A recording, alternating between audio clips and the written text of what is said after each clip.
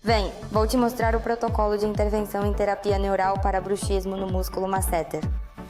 Lembre-se que para usar esta técnica é indispensável ter luvas, desinfetar muito bem a área e usar máscara. Vamos começar.